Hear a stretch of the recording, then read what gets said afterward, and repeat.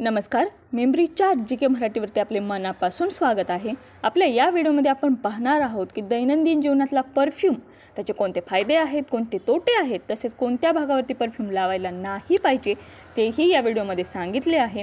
Video शेवटपर्यंत बघा, skip न करता बघा। सकाळी घराबाहेर पडताना परफ्यूम मारणे अनेकांच्या अंगवळणी पडले आहे।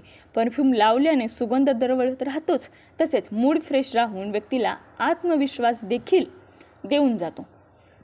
परंतु शरीराच्या कोणत्या भागावर परफ्यूम लावल्याने तुम्ही गंभीर आजारांना बळी पडू शकता, तर तेही पाहूया। शरीराच्या कोणत्या भागावर परफ्यूम लावू नये, तर पहिला आहे डोळ्यांजवळ लावणे टाळा। परफ्यूम किंवा डिओ मध्ये असणारे केमिकल्स, हानिकारक रसायने डोळ्यांना इजा पोहोचवतात। आपल्या डोळ्यांभोवतीची त्वचा अत्यंत नाजूक व संवेदनशील असते। डोळ्यांभोवतीची त्वचा पातळ असल्याकारणाने परफ्यूम किंवा डिओ स्प्रे करताना त्याचे कण जर डोळ्यांमध्ये गेले तर अकाली दिसणे, तसेच त्याच्या तक्रारी जाणवतात। अंधुक दिसणे, डोळ्यांमध्ये जळजळ होणे ह्या समस्या देखील उद्भवतात। दुसरा, उन्हामध्ये काम करत असाल तर परफ्यूम टाळा। शरीराचे जे भाग सूर्यप्रकाशात उघडे राहतात त्या कोणत्याच भागावर परफ्यूम लावू नका, त्यामुळे त्वचेवर डाग पडू शकतात व सूर्यप्रकाशाच्या संपर्कामुळे रासायनिक प्रतिक्रिया होऊन त्वचा जळजळ करणे, तसेच त्वचा रोग देखील होतात। तिसरा, कानाच्या आत किंवा कानामागे परफ्यूम लावू नका। कानामागे परफ्यूम लावल्यास परफ्यूममध्ये असणाऱ्या रासायनिक घटकांमुळे ऐकण्याची क्षमता कमी होते। चौथा, जखमेजवळ परफ्यूम लावणे टाळा।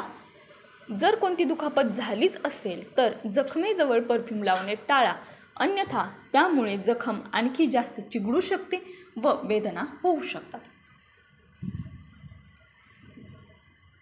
तसेच परफ्यूमचे फायदे कोणते आहेत ते देखील पाहूया। पहिला, परफ्यूम लावल्याने सुगंधाचा अनुभव घेता येतो, तसेच मानसिक व शारीरिक आरोग्याला देखील याचा फायदा होतो। दुसरा, परफ्यूम लावल्याने चिंता व तणाव कमी होतो व कामातील एकाग्रता वाढते, तसेच दिवसभर प्रसन्न देखील वाटते।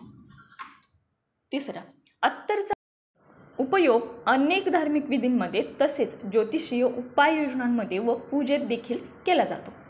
आता पाहूया परफ्यूम लावण्याचे तोटे कोणते आहेत। पहिला, फोड येणे।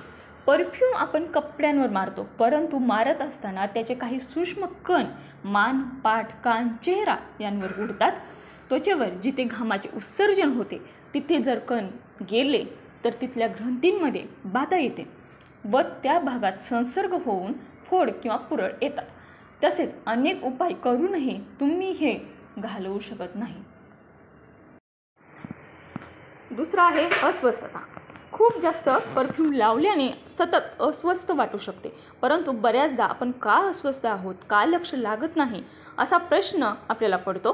परंतु सगळे ठीक असूनही जर अस्वस्थ वाटत असेल तर परफ्यूम कमी प्रमाणात मारणे किंवा न मारणे हा उपाय देखील करून बघा। तिसरा आहे मळमळ व डोकेदुखी। परफ्यूममध्ये असणाऱ्या काही रासायनिक घटकांमुळे मळमळण्याचा त्रास जाणवतो। बऱ्याचदा असं होतं की समोरच्या व्यक्तीचा परफ्यूमच्या वासाने आपल्याला मळमळते व डोकेदुखीचा त्रास देखील होतो।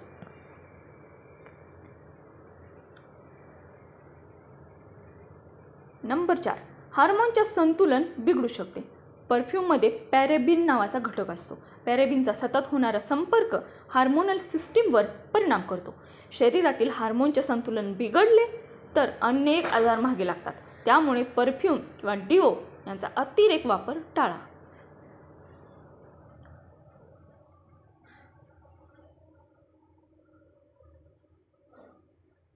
पाचवा आहे श्वसनाचा त्रास। परफ्यूममधील अनेक घटक आरोग्याला घातक असतात। जर हे घटक नाकातोंडाद्वारे शरीरात गेले तर अनेक श्वसननलिकेचे विकार होतात। खूप जास्त परफ्यूम मारणाऱ्या लोकांना भविष्यात अस्थमासारखे आजार होतात, लक्षात ठेवा। सतत सर्दी होणाऱ्या लोकांना देखील परफ्यूमचा अतिवापर हे एक कारण असू शकते।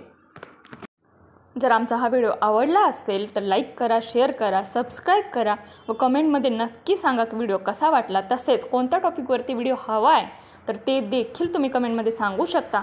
मी तुम्हाला नक्की त्यावरती प्रोव्हाइड करेल. तर व्हिडिओ शेवटपर्यंत पाहिल्याबद्दल तुमचे मनापासून आभार.